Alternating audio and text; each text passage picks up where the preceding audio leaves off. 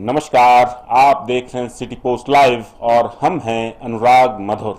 जैसा कि आप सभी को पता है कि बिहार चुनावी मोड में आ चुका है और बिहार की जनता एक बार फिर से बिहार के सत्ता की चाबी किसी कुशल नेतृत्व के हाथों में सौंपने की तैयारी कर रही है। बिहार के इस चुनावी सफर में सिटी पोस्ट लाइव बनेगा आपका सच्चा हमसफर। तो चलिए बिना विलंब किए आरंभ करते हैं हमारा यह चुनावी सफरनामा बिहार के मौजूदा समय के सबसे बड़े मास लीडर लालू प्रसाद यादव से और उनके गृह क्षेत्र गोपालगंज से।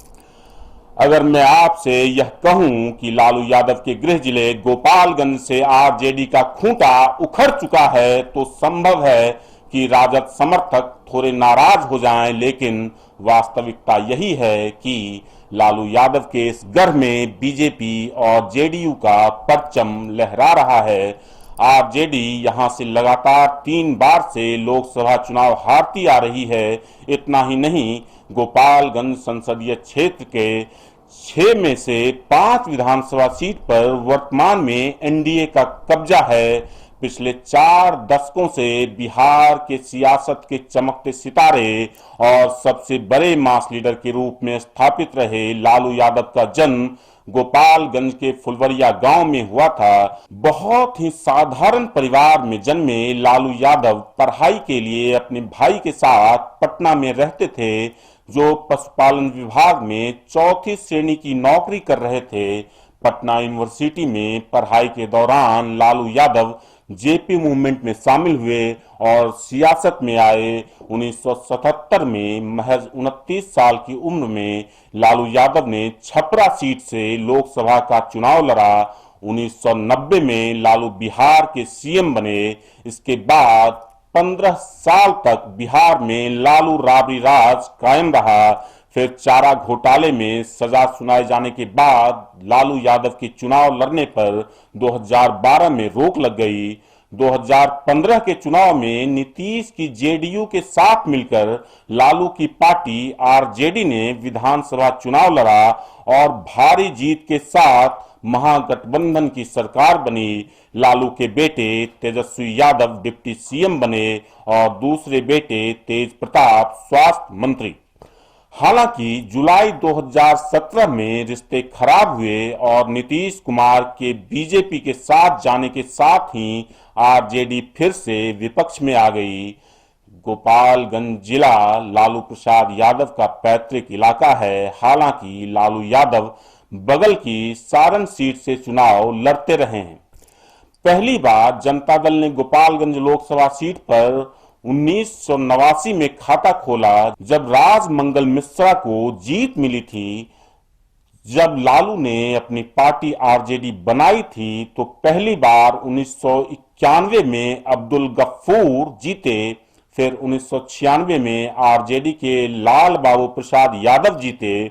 इसके बाद 2 बार ये सीट समता पार्टी के खाते में गई, लेकिन 2004 में लालू यादव के साले साधु यादव ने यहां से आरजेडी के टिकट पर चुनाव जीता। इसके बाद लालू की इस परंपरागत सीट पर आरजेडी को फिर जीत हासिल नहीं हुई। पिछले 3 चुनावों से यहां या तो जेडीयू या फिर बीजेपी जीतती आ रही है।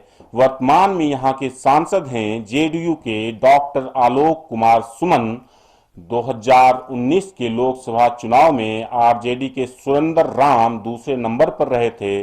उन्हें 2,87,000 वोटों से तगड़ी शिकस्त मिली थी। अब अगर गोपालगंज जिले में आने वाले विधानसभा सीटों की बात करें तो गोपालगंज जिले में विधानसभा की 6 सीटें हैं: बैकुंठपुर, बरौली, गोपालगंज, कुचायकोट, भोरे और हथुआ। अगर बैकुंठपुर विधानसभा सीट की बात करें तो इस सीट पर 2015 के चुनाव में बीजेपी के मिथिलेश तिवारी जीते थे।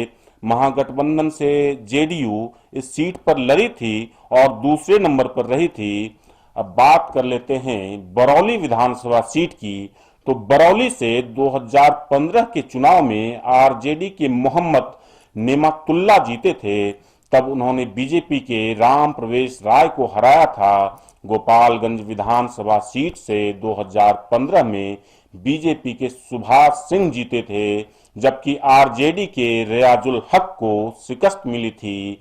बहुचर्चित कुचायकोट विधानसभा सीट से 2015 में जेडीयू के बाहुबली अमरेंद्र कुमार पांडे जीते थे, जबकि भोरे विधानसभा सीट से 2015 में कांग्रेस के अनिल कुमार जीते थे। और अंत में हथुआ विधानसभा सीट, जो कभी हथुआ राज के नाम से विख्यात रहा, यहां से 2015 में जेडीयू के राम सेवक सिंह जीते थे। अब अगर इस क्षेत्र के कुछ अहम चुनावी मुद्दों की बात करें तो पिछले कई चुनावों से यहां गंडक की बाढ़, अपराध और गन्ना किसानों के नुकसान और बकाये का मुद्दा चुनावी मुद्दा बनता रहा है। इस बार भी ये तीनों मुद्दे हावी हैं। बाढ़ के हालात कई इलाकों में हैं, जबकि कोरोना का संकट और लॉकडाउन में घर लौटे प्रवासी मजदूरों का मुद्दा अलग से है। बाढ़ के कारण गन्ना किसानों के फसलों को हुए नुकसान का मामला भी चर्चा का विषय बना हुआ है। तो साथियों, यह था गोपालगंज और गोपालगंज लोकसभा क्षेत्र के अंतर्गत आने वाले विधानसभा क्षेत्रों के विषय में संक्षिप्त राजनीतिक जानकारी। अगर आपको हमारी यह प्रस्तुति पसंद आई हो तो इस वीडियो को अपने मित्रों, रिश्तेदारों और परिचितों के साथ शेयर करें।